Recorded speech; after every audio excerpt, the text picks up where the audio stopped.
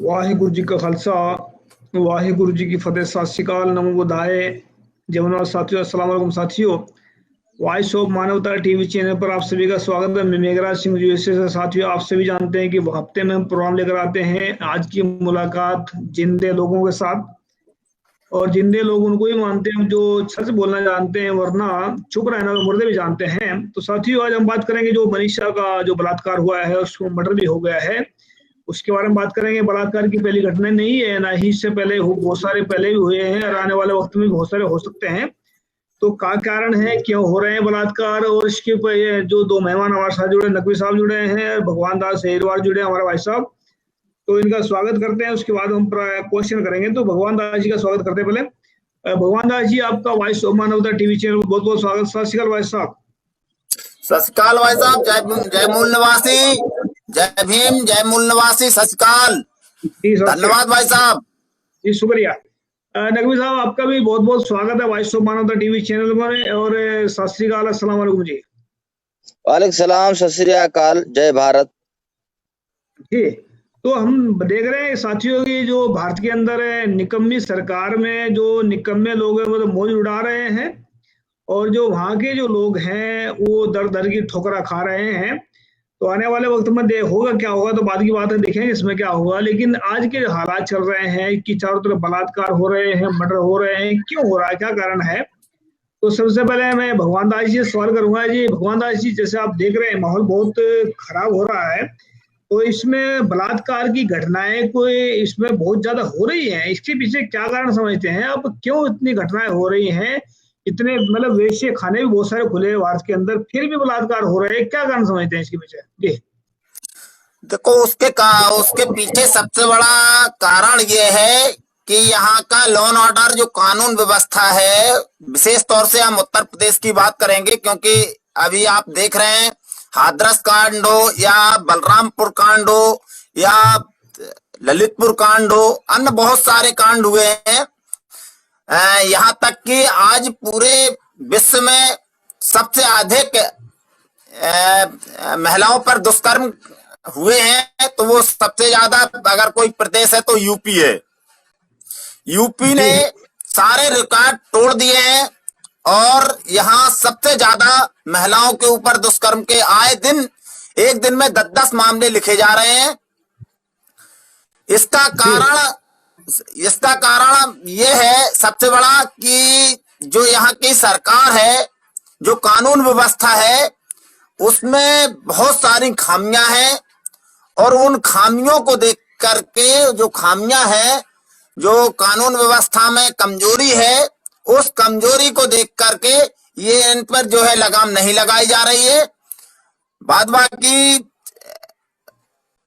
जैसे खामियां ये हैं कि एक तो कुछ जो उच्च वर्ग के लोग हैं, हालांकि हम उच्च वर्ग के लोगों को ही दोषी नहीं मानते हैं, क्योंकि अपराधी तो कोई भी हो सकता है, किसी भी वर्ग का हो सकता है, लेकिन इसमें समता मूलक समाज की अगर स्थापना हो जाती, ऊंच नीच का व्यवहार खत्म हो जाता, तो हमें लगता है कि इन पर जो है जल्दी से लगाम लगाई जा सकती थी। जी जी जी।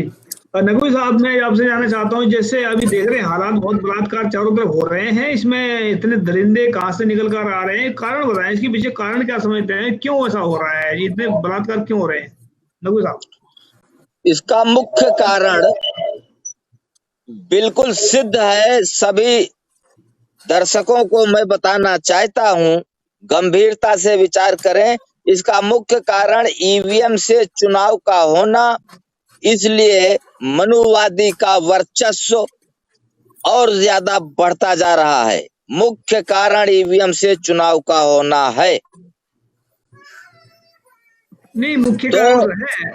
हाँ, मुख्य कारण ईवीएम से चुनाव का होना है, इसलिए इनका वर्चस्व बढ़ता जा रहा है और संविधान को इन्होंने हाथ में रख लिया है, क्योंकि इन घोटाला करके ये ईवीएम से चुनाव जीत जा रहे हैं।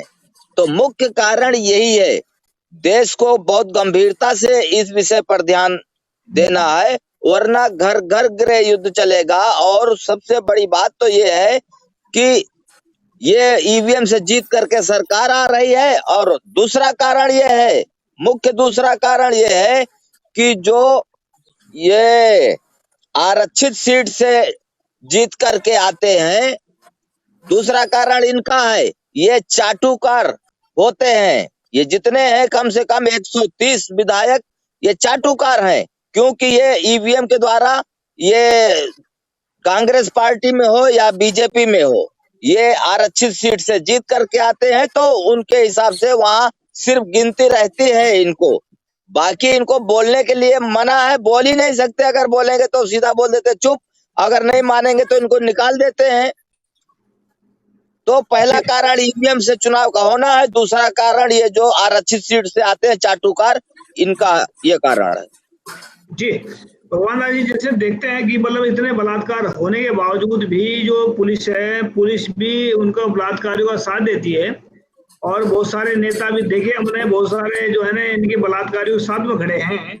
इसके साथ खड़े होने का क्या कारण समझते हैं? क्या विशेष में क्या चल रहा है इसके पीछे? जी नहीं, सबसे बड़ी बात यह है, हमारे अभी साथी बोल रहे थे, बड़े भाई ने कहा है कि ईवीएम इसका कारण है। मैं किसी हद तक इस बात को मानता हूं, समर्थक हूं भाई साहब की बात से, सहमत भी हूं कि ईवीएम कारण हो सकता है, और ईवीएम कारण है, क्योंकि हमारे महापुरुषों ने बताया है कि जब सत्ता की चाबी हाथ में होगी तो हम पर अत्याचार नहीं होंगे।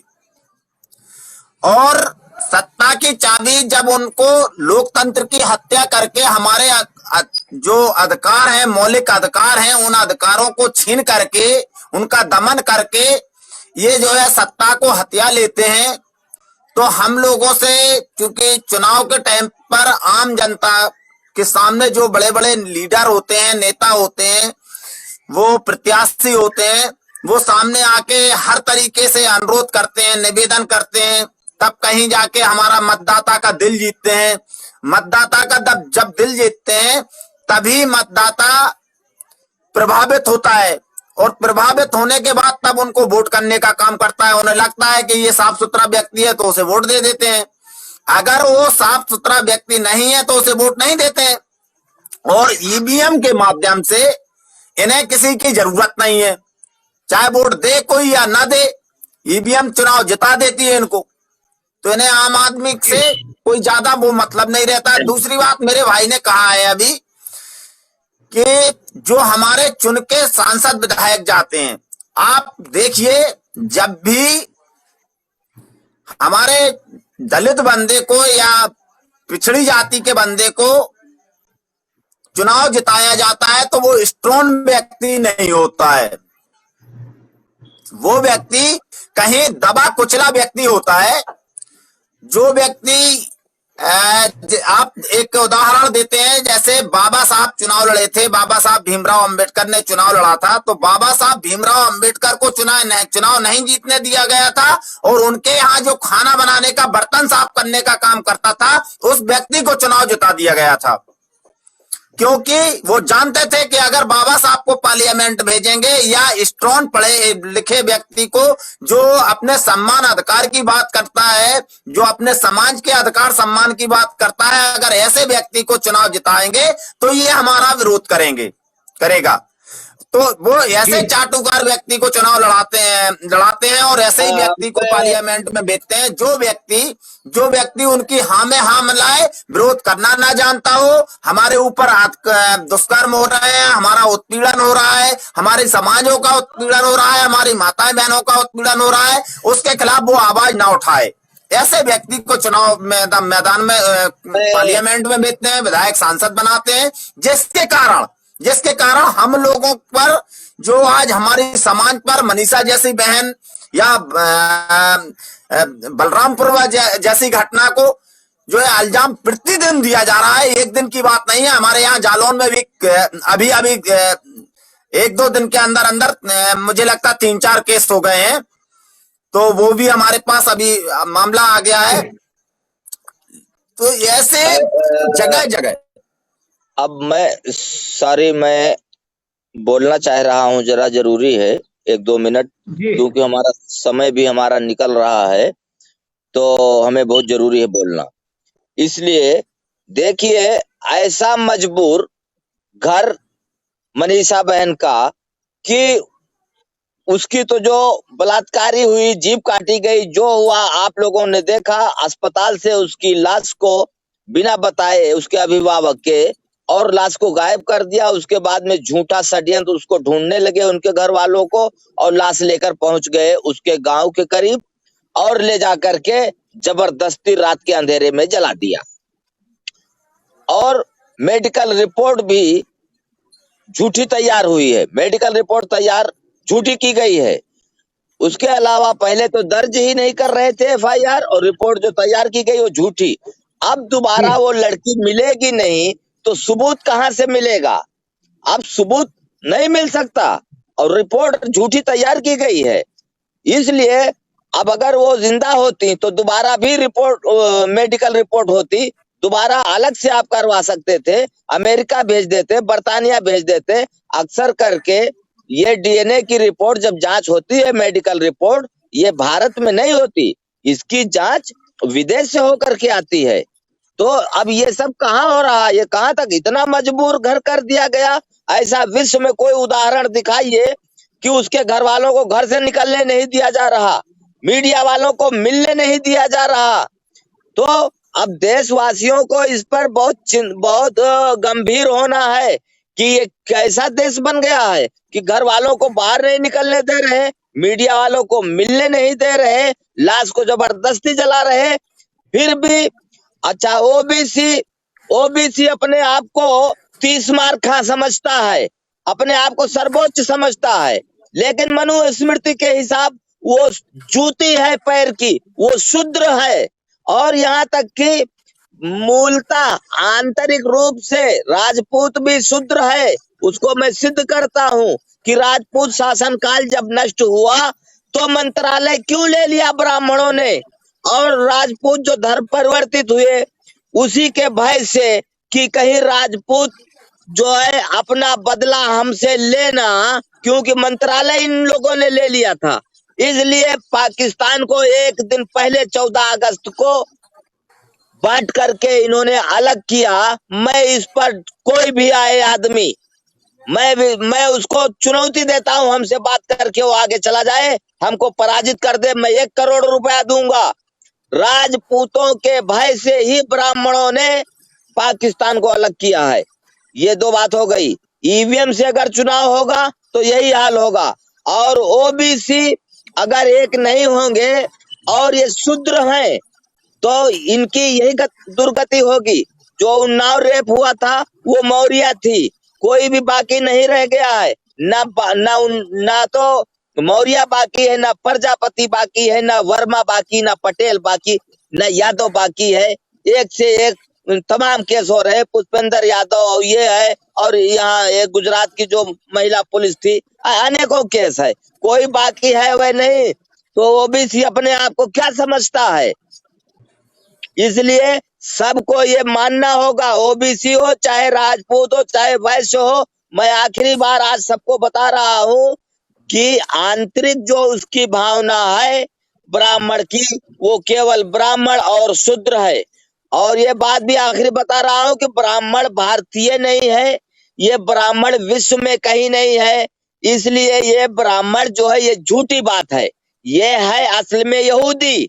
तो ये यहाँ पे ब्राह्मण कह रहे हैं, जब विश्व में कहीं ब्राह्मण है ही नहीं तो ये भारत में कहां से अनोखा ब्राह्मण आ गए? ये यहूदी है। ये या तो अपना पूरा डीएनए सिद्ध कराए, मैं चुनौती देता हूं कि मैं ब्राह्मण मानूंगा, तुम डीएनए अपना टेस्ट कराओ मूल निवासियों से, नहीं करा सकते। इसलिए वास्तव में रियलिटी में ये यहूदी है, और ये झूठ बोल करके राजपूतों को भी ये धोखे में रखा है। राजपूत अपना तो ये छोड़ दे कि वो राजपूत है या मनुवादी है, वो राजपूत का भी यही हाल करेंगे।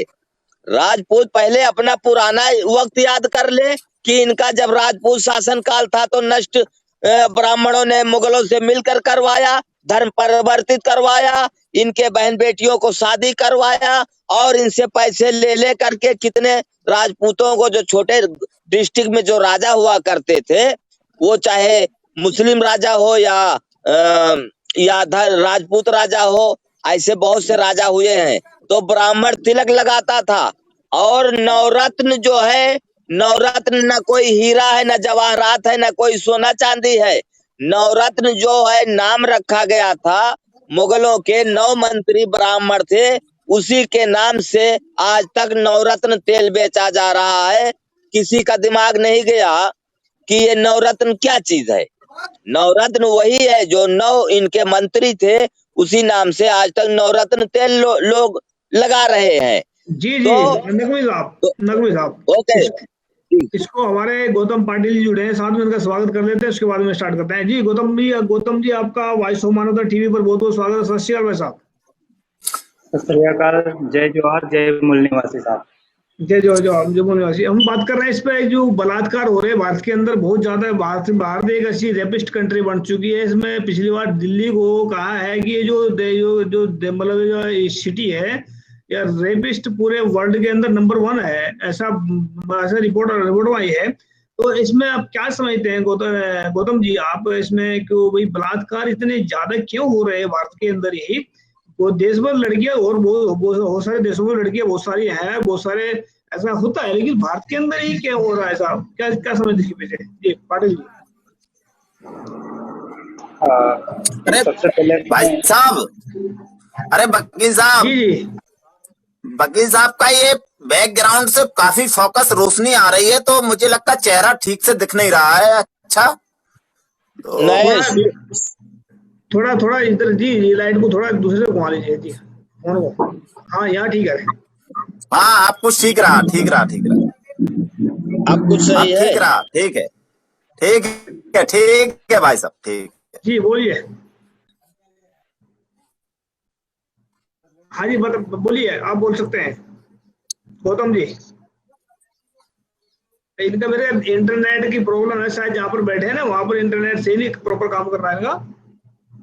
गौतम पाटिल जी आप बोल सकते हैं, जो हमने सवाल किया आपसे। हमारी आवाज आ रही है अब तक? तो दुनिया को मुझसे ज्यादा बेहतर तरीके से देखा है और निश्चित रूप से अनुभव बहुत काम आता है। तो मैं बात भले रख सकता हूँ, पर हो सकता है कि कुछ त्रुटि हो तो मुझे नहीं आप बात रखिए, अपनी बात रखिए, कोई बात नहीं जी। यहाँ कोई संपूर्ण नहीं है, सभी के सभी सीख रहे हैं, कुछ बात रखने की कोशिश कर रहे हैं अपनी। आप बात रख सकते हैं अपनी जी। शायद इनका इंटरनेट प्रॉपर काम नहीं कर रहा है यहाँ पर।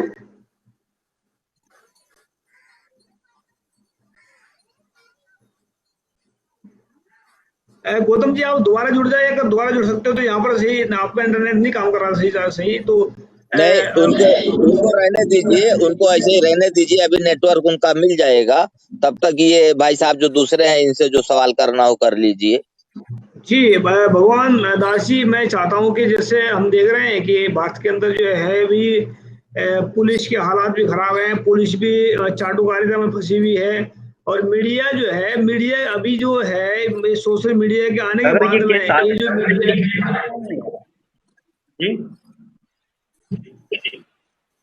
बोलिए आप बोलिए जी। अगर ये केस आया है और लगातार आ रहा है, कई बार तो FIR दर्ज भी नहीं होती, कई पंचायतों में तो 100, 500 और 2000 रुपए में मामला निपटा दिया जाता है।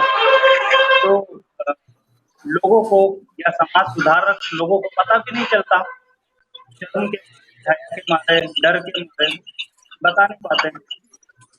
आज भी गाँव में ऐसा माहौल है कि अगर हम हमारी मनोवाद के विरोध में बात करते हैं तो जो हमारे साथ में होते हैं वही ये सोचते हैं कि उनके घर में कैसे खाना खाए। जब इस तरह की व्यवस्थाएं आज भी निर्मित है, तो ये जो मानसिकता है ऊंचे लोगों की, वो इस मानसिकता को हम इस लक्षणों को हम इलाज जरूर करना चाहिए, पर जड़ से इसका उपचार ज्यादा बेहतर है। जो मानसिक विचारधाराओं को परिवर्तित करने के बाद ही बनाई जाती है। भाईचारे का निर्माण कायम करके ही बनाया जा सकता है, एकजुट होकर ही बनाया जा सकता है। व्यवस्था परिवर्तन ही बहुजनों का मेन और मूल उद्देश्य होना चाहिए। सत्ता परिवर्तन अपने आप हो जाएगी, राज्य सत्ता होना भी जरूरी है, पर पहले विचारों में परिवर्तन ज्यादा जरूरी है। उसके बाद ही हम इस तरह का उपचार कर पाएंगे।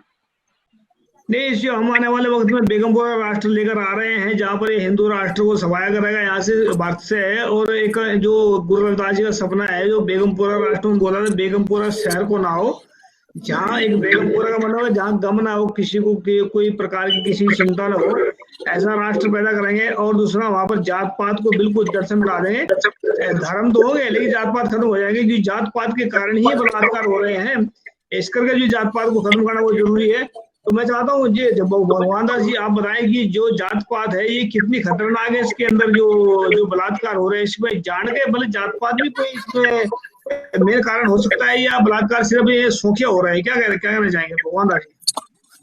मैंने इसका मूल तत्व, मूल कारण यही है जो हम लोगों पर वर्षों पहले व्यवस्था थोप दी गई थी। कुछ लोगों ने, कुछ बुद्धिजीवी लोगों ने, जो अपने आप को बुद्धिजीवी समझते हैं, उन्होंने ऐसी व्यवस्था थोप दी गई थी कि उस व्यवस्था के अधीन ये हमारे ऊपर आज भी हमें उस नजरिए से नहीं देखा जाता है, हमारे साथ वो व्यवहार नहीं किए, मतलब उचित व्यवहार नहीं किया जाता है।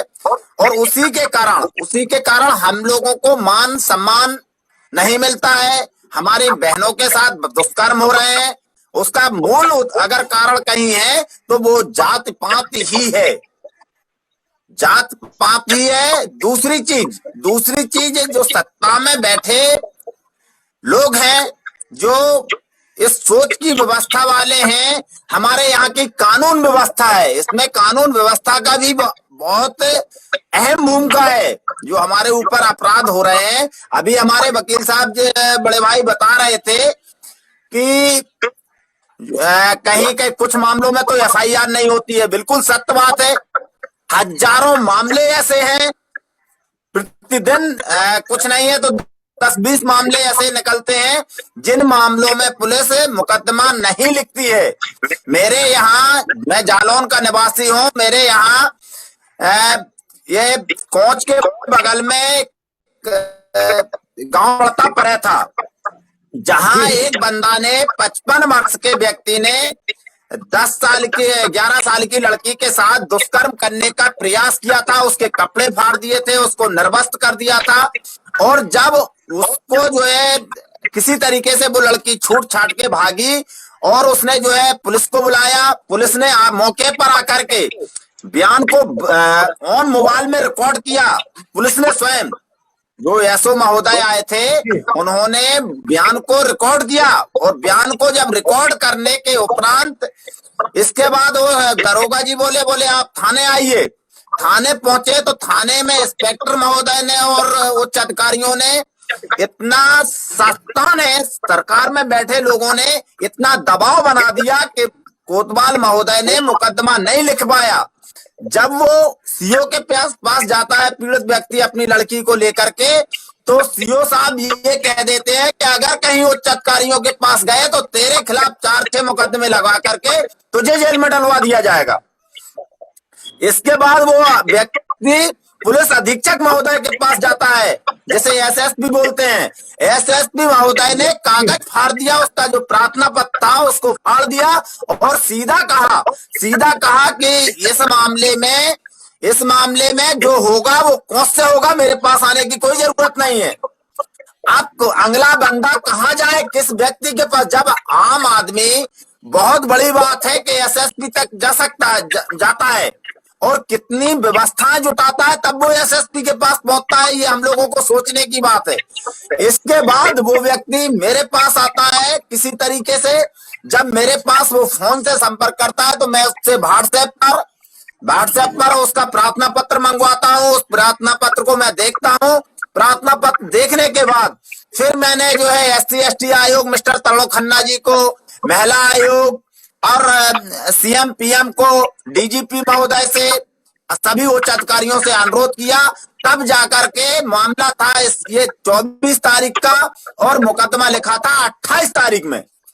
4-5 दिन बाद इतना सब कुछ करने के बाद मुकदमा लिखा। मुकदमा लिखने के बाद सीओ महोदय उस लड़की के बयान नहीं करवाते हैं। सीओ महोदय यहाँ तक कि हमसे भी इतने खफा हो जाते हैं कि मुझे भी आपत्तिजनक शब्दों से का प्रयोग करके अपमानित करने का काम करते हैं। जब हम जैसे लोगों का कोई मान नहीं, कोई सम्मान नहीं, तो इसका मेन उद्देश्य यही है। सीओ ने खुल के कहा था कि जो कल तक हमारे यहाँ गुलामी करते रहे वो व्यक्ति आज राजनीतिक नेता बन रहे हैं। तो ये इनकी मानसिकता जो है, इनकी मानसिकता सीधी सीधी यही है। और जिसमें मैंने ऊपर लिख के भी भेजा, मानव अधिकार को लिख के भेजा, SC/ST आयोग को लिख के भेजा, DGP को लिख के भेजा, मुख्यमंत्री, PM, CM सभी को लिख के भेजा। यहाँ तक कि भीम सेना ने पूरी यूपी से ज्ञापन भी दिया था कि सीओ के खिलाफ बर्खास्त होना चाहिए। सीओ के खिलाफ हमने भी ये मांग रखी थी कि सीओ को बर्खास्त होना चाहिए, सीओ के खिलाफ मुकदमा लिखना चाहिए। लेकिन आज तक इन व्यवस्था में बैठे लोगों ने आज तक उसमें मुकदमा नहीं लिखवाया है, जिसका हमें जबरदस्त खेद है। और हमारे लोगों के साथ इसी तरह से अपमानित किया जाता है, हम लोगों को इसी तरह से पीड़ा पहुंचाई जाती है, हमारी बहनों के साथ दुष्कर्म होते हैं और कहीं मुकदमे भी नहीं लिखे जाते हैं। ये बिल्कुल सत्य है। इसका मूल कारण जातिवाद है और इसका कारण हमारी ऊंच नीच की जो व्यवस्था है, वो व्यवस्था इन लोगों ने कायम की है। बरसों पहले जो व्यवस्था में हम लोग आज भी जी रहे हैं, वही व्यवस्था इसका मूल कारण है। जी, मैं इसमें 2-3 बात ऐड कर देता हूँ। इसमें क्या है कि जो ये मानसिक बीमारी है जात पात की जो है, ये जैसे बोलते हैं कि जो जब तक मतलब कल तक हमारे जूते साफ करते थे, ये राजनीति में आ गए, हमारे सिर पर बैठ गए। इसका मतलब ये है कि जो भारत के जिनको शूद्र कहते हैं, जिनको SC OBC कहते हैं, उनकी ताकत से उनको डर लगता है और डरे हुए लोग ही दूसरों को डराने का काम करते हैं। तो जो ब्राह्मण जो मानते हैं अपने आप को, वह एक तो इनकी मानसिक अवस्था ऐसी है कि इनको हॉस्पिटल में जैसे पागल होते हैं ना, कि किसी को डंडा मार दिया, फेंक कर, किसी को कुछ बोल दिया, किसी को कुछ बोल दिया। मतलब मानसिक स्तर इनका तल इतना नीचा है कि इंसान की कदर कर ही नहीं सके। पशु वाला मानसिक तल होता है इनके, क्योंकि इंसान को जब इंसान नहीं समझ रहा, अगर इंसान को इंसान नहीं समझता है, तो मतलब क्या है कि उसकी मानसिक स्थिति ठीक नहीं है। उसको या तो हॉस्पिटल में रहना चाहिए, या उसको मतलब कहीं रेगिस्तान में ऐसा कोई गांव खोल के उसको ऐसा दूर छोड़ देना चाहिए आगे, ताकि अपनी जीवन बसर कर सके। ताकि इंसानों के अंदर रहने के लायक ही नहीं है। एक गाय को अपनी माँ मानते हैं, बैल को अपना जो भी मानते हैं, लेकिन ये इंसान को इंसान नहीं मानते हैं। तो इसका मतलब क्या है कि वो मानसिक तौर से बीमार है। याद रखिए इस बात को, भारत के वासी के जो मूल निवासी हैं, जिनको शूद्र या अछूत कहते हैं, अछूतों की ताकत से उनको बहुत ज्यादा डर लगता है। इस करके ये उसको मनोबल गिराने के लिए ऐसे लफ्ज बोलते हैं ताकि वो आगे उठने के लायक न बन सके। याद रखिए बात को। दूसरी बात, तो वैश्य है और जो ये क्या नाम है, जो राजपूत बोला था नकवी साहब ने, राजपूतों का इनका कोई व्यवस्था नहीं है, ना कोई वर्ण है, ना व्यवस्था। ये वर्ण व्यवस्था बीमारी की जड़ है और मानसिक बीमारी की जड़ है। तो इसमें जो है ये राजपूतों को और जो है वैश्यों को अपना इस करके मानते हैं, उनकी ताकत को इस्तेमाल करते हैं, उनके पैसे को इस्तेमाल करते हैं, तो उनको इस करके अपना मानते नहीं। तो अगर ये पैसे राजपूत उनको अपनी ताकत देनी बंद कर दे और वैश्य अपने पैसे देना बंद कर दे, जब ही लात मार के व्यापार करेंगे इनको। तो ये किसी के भी नहीं है। जो ब्राह्मण विदेशी जो भारत में रहने वाले हैं, ये किसी के नहीं है, सिर्फ मतलब ही आ रहा है अपने। तो नकवी साहब क्या कहना चाहेंगे इसके ऊपर? आप जो राजपूतों की बात कर रहे हैं, राजपूत तो उसका जो ब्राह्मण भुजा। हाँ, मैं बता रहा हूँ। देखिए, राजपूत का और ब्राह्मण का DNA एक नहीं है, बिल्कुल नहीं है। उसके अलावा राजपूत का और ब्राह्मण का शादी ब्याह आपस में नहीं है। वो लव मैरिज जैसा होता है, वो सबके साथ में होता है, वो पूरा विश्व में चलता है। लेकिन उनका DNA एक नहीं है, एक द्वीप से आए नहीं है। ब्राह्मण और राजपूत एक द्वीप से आए नहीं है। भारत में अनेकों द्वीप से लोग आए हुए हैं, ऐसी बात नहीं है। यहाँ मुस्लिम भी 1% जो है, 100 में 99% मुस्लिम यही के कोरी, चमार, पासी, अहिर, गडरिया, मुराव, राजपूत, वैश्य, इन्हीं सबसे धर्म परिवर्तित हुए हैं। तो थोड़ा ब्राह्मण से भी धर्म परिवर्तित हुए हैं, लेकिन ब्राह्मण में वही धर्म परिवर्तित हुआ है जो मुगलों के घर पे आता जाता था, दरबारी था, जो वहां से अधिक लाभान्वित हुआ है, वही ब्राह्मण धर्म परिवर्तित हुआ है। बाकी ब्राह्मण धर्म परिवर्तित नहीं हुए हैं।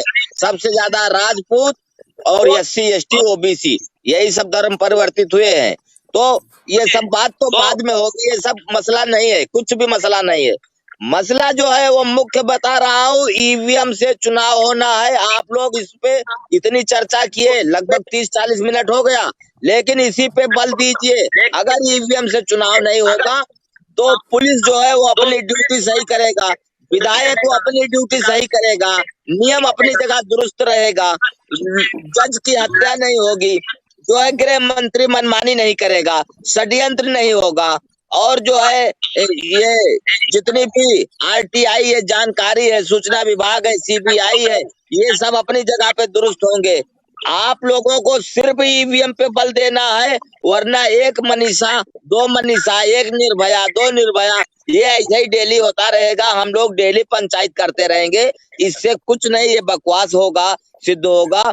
मैं आप लोगों को मेन जो बात बता रहा हूँ कि अगर गणित का सवाल सिद्ध करने का सूत्र आपके पास नहीं है तो आप सवाल को उल्टा सीधा करते रहिए। अगर आपके पास सूत्र है तो आप सवाल को सिद्ध करके 100% नंबर पा सकते हैं। इसकी मेन चाबी EVM है। देशवासियों से मैं बता रहा हूँ, OBC से भी बता रहा हूँ, जो अपना अलग अलग, मैं एक दो आदमियों का नाम नहीं लेना चाहता, वो आरक्षण के लिए या तो वो OBC को गुमराह कर रहे हैं और या तो वो खुद अनभिज्ञ है, अनजान है। केवल EVM पे सबको आंदोलन करना है, यही मेन चाबी है और यही मेन सूत्र है देश को सही चलने का और सबको समानता का अधिकार मिलने का, सबको हक मिलने का, न्याय सुरक्षा और देश की प्रगति करने का। केवल EVM और EVM, बस कुछ नहीं। नहीं, दूसरा कारण एक और है, क्षमा चाहेंगे थोड़ा सा, हम एक मिनट कुछ भाई साहब से मशवरा करना चाहते हैं। हम ये क्या अनुमति है? नहीं, बताइए, संक्षेप में बताइए, ज्यादा लंबा खींचते हैं आप। नहीं, मैं ये कहना चाह रहा हूँ EVM के अलावा दूसरा एक कारण और है। हम लोग एक दूसरे के खिलाफ, हम लोग एक दूसरे की टांग खींचने में लगे रहते हैं। जो लोग हमारे बड़े, जो इस व्यवस्था को लाने वाले हैं, वो जो है हमें कुर्सी पे क्या बैठाने लगते हैं, हमें चाय क्या पिलाने लगते हैं, वो अपने आप को उन्हीं के संबंधी समझने लगते हैं। हम अपने समाज को छोड़ देते हैं। हमारा जो पढ़ा लिखा व्यक्ति है, हो गया। नहीं, हम अपने व्यक्ति की बात कर रहे हैं। जिस भाई साहब, मेरी बात सुन लीजिए। जिस व्यक्ति को अपना तन मन धन सब कुछ दे करके यहाँ तक कि मुख्यमंत्री की सीट तक पहुंचवा दिया, मायावती जी को, उन मायावती जी ने आज हमारे समाज के लिए क्या किया है, ये भी हमें सोचना पड़ेगा। सतीश मिश्रा को बगल पे बैठा सकती हैं, समाज के किसी व्यक्ति को नहीं बैठा सकती हैं। जी हो गया। और हमारी लड़ाई जो है अत्याचार और अत्याचारियों से रही है। अगर मायावती जी टिकट देती हैं तो सिर्फ अत्याचारियों को टिकट देती हैं, जो हमारी जमीनों पे कब्जा करते हैं, जो हमारे धर्म स्थलों पे, बौद्ध विहारों पे कब्जा करते हैं, ऐसे लोगों को मायावती जी टिकट देती है। हमें अपनी मानसिकता भी बदलनी पड़ेगी। ओके, अब हो गया। पाजी रुकिए आप भाई, रुकिए, टाइम नहीं। आपका हो गया, कह चुके आप? हाँ। मैं अब बता रहा हूँ आपका सवाल, दूसरा सवाल जो आपने कर दिया कि हम लोग को एकता करना पड़ेगा। एकता तो कोई भी कहीं भी हर टांग खींचने वाले होते हैं। ब्राह्मण देखिए, आप लोग ब्राह्मण को दोषी ठहराते हैं, मैं भी दोषी ठहरा रहा हूँ। दोषी क्यों ठहरा रहा हूँ कि ये 70% जुडिशरी में लिए हैं और मानते नहीं, EVM से चुनाव करवाते हैं। जो मैंने कहा EVM से चुनाव होना जरूरी है, और जो आपने दूसरा रख दिया कि एकता होना, एकता तो कोई भी नहीं है। ब्राह्मण में भी एकता नहीं है, राजपूत में भी नहीं है, किसी नेताओं में भी नहीं है, OBC में भी नहीं है, मुसलमान में भी नहीं है, किसी में एकता है भी नहीं।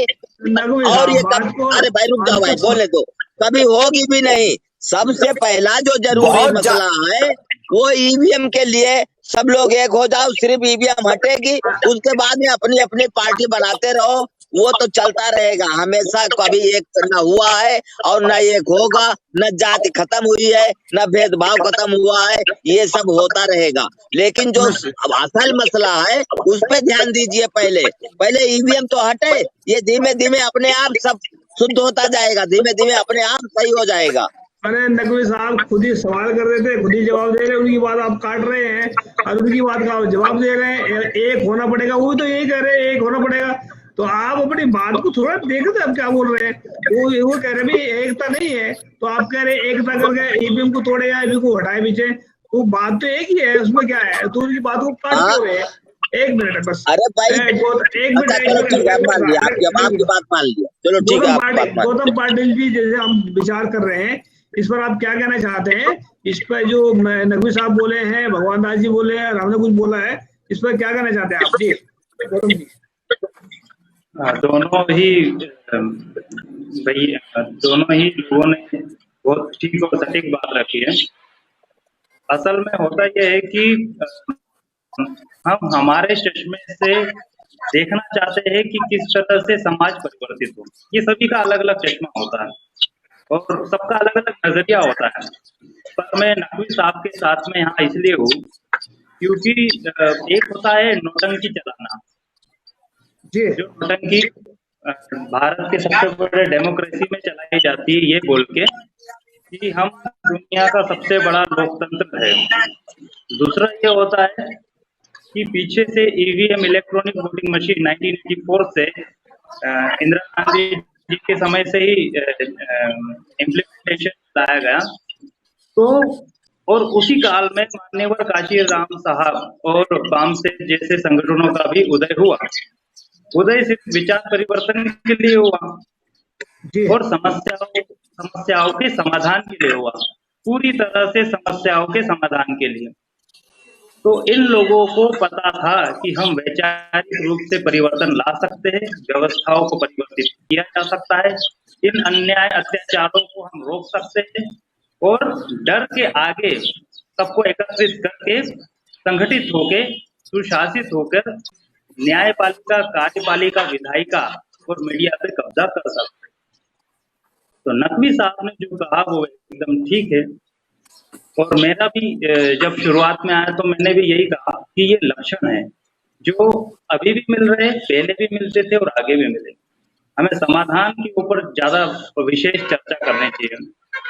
और भाई साहब ने भी ठीक कहा कि जो व्यवस्थाएं है, जो एट्रोसिटी एक्ट लगते हैं, तो हम देखते हैं कि जब उनके बंदे, उनके लोग बैठे हुए रहते हैं तो उनके लिए उनके दया आ जाती है।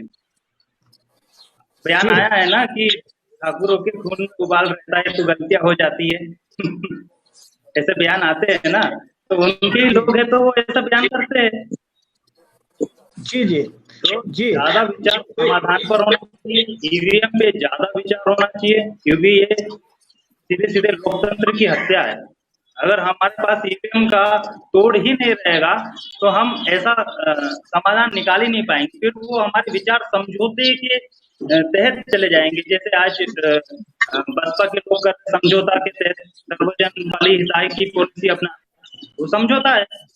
जिस तरह आरपीआई को काशीराम साहब के जमाने में सिर्फ 2 ही सीट मिली थी, वो समझौता है। हम हमारे विचारों से, हमारी कार्य प्रणालियों से समझौते के बिल्कुल खिलाफ में है।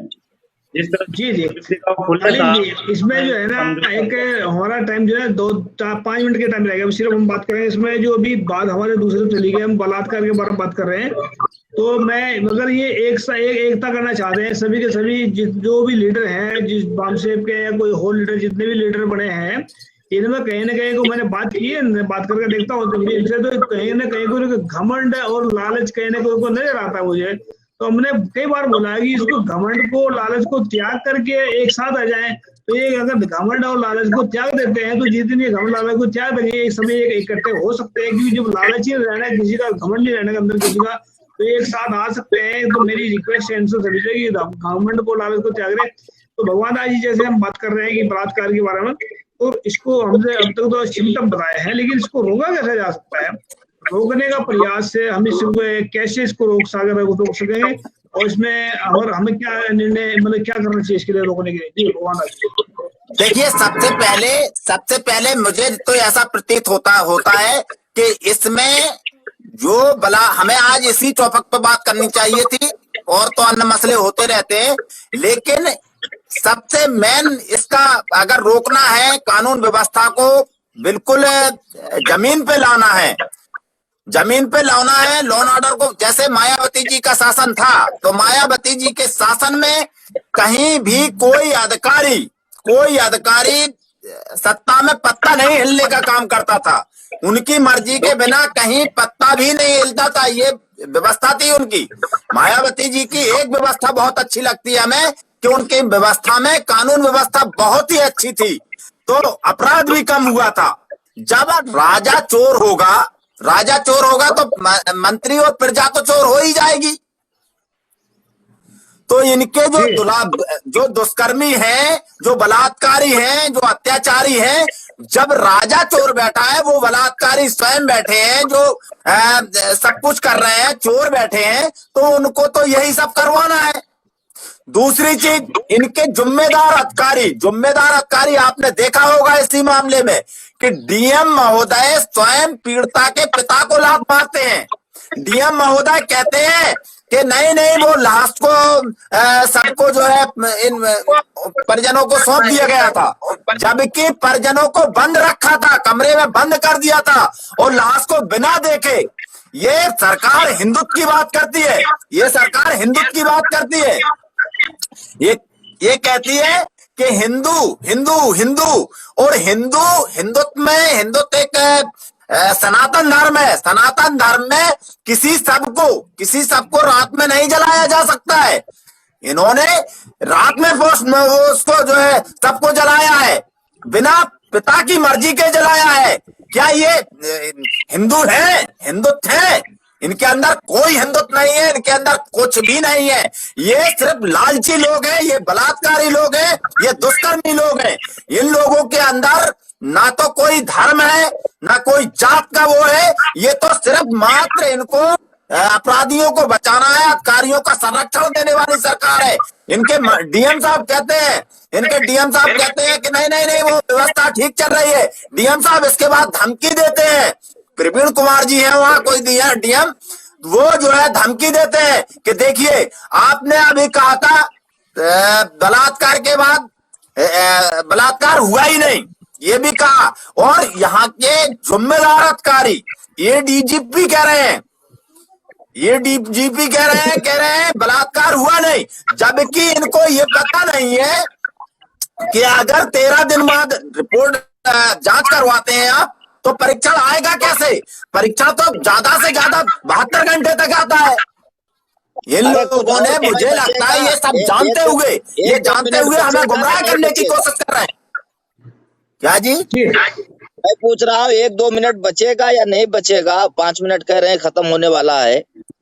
लगा लीजिए आप 2 मिनट। हाँ बोलिए। पूरा करने दीजिए गौतम भाई को, पहले पूरा कर लें। भगवान जी आप पूरा कीजिए इसको। बलात्कार रोके कैसे आ सकते हैं, इसके बारे में बताएं जी।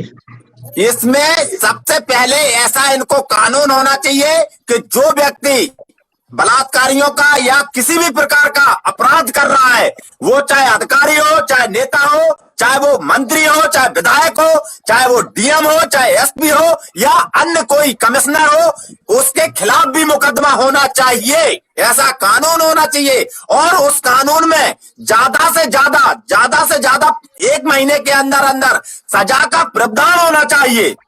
1 महीने से ज्यादा नहीं लगना चाहिए, तब इसमें जो है कहीं लगाम लगाई जा सकती है। और जो अधिकारी रिपोर्ट मुकदमा दर्ज नहीं करते हैं, उन अधिकारियों के खिलाफ भी मुकदमा जाना चाहिए। जी। तो मुझे लगता है कुछ जो है कानून।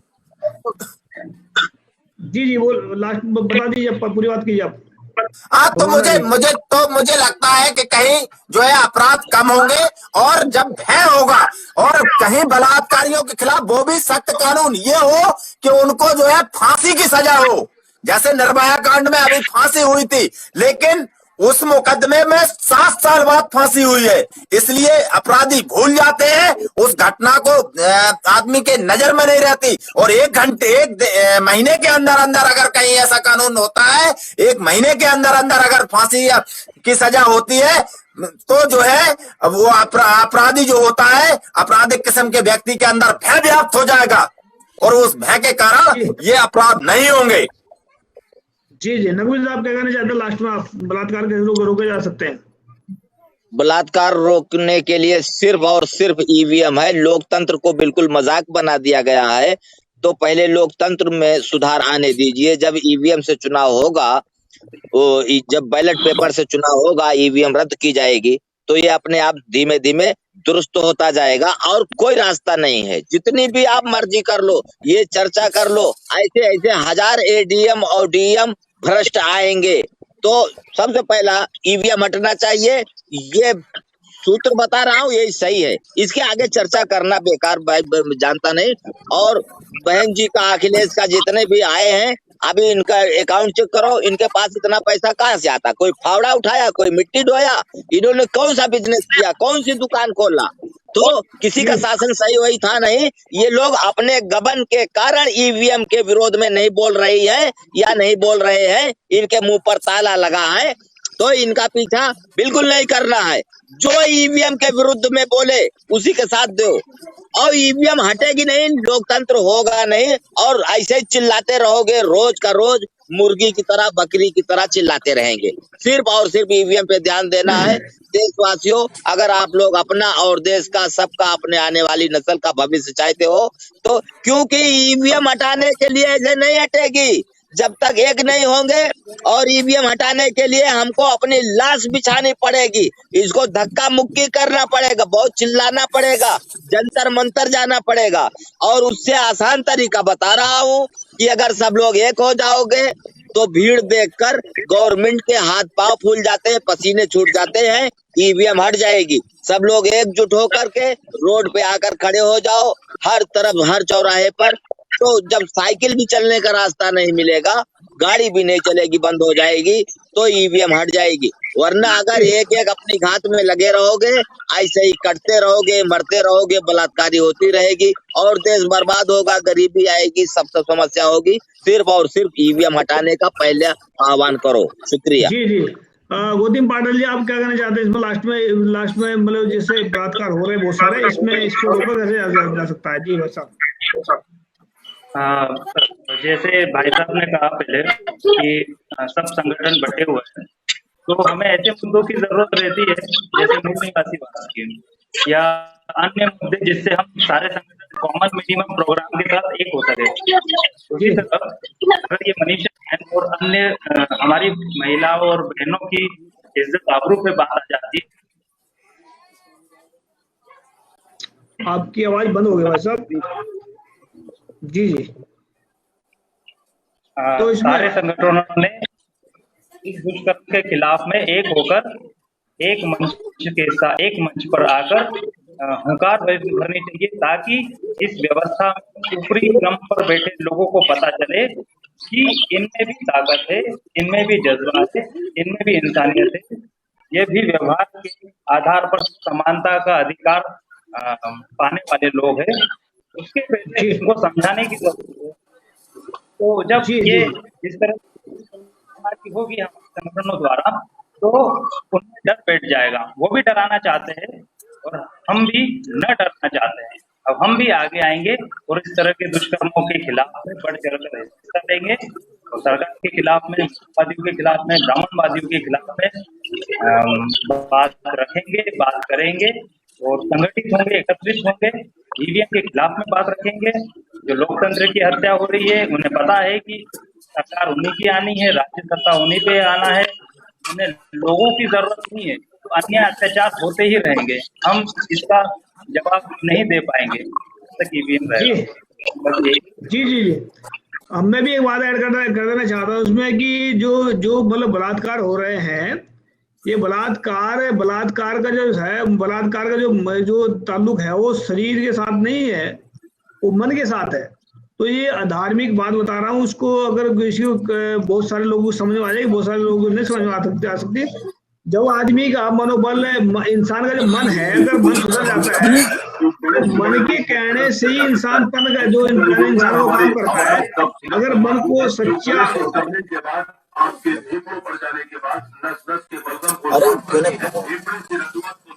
इसको बंद कराइए भाई साहब, ये रेडियो चल रहा है।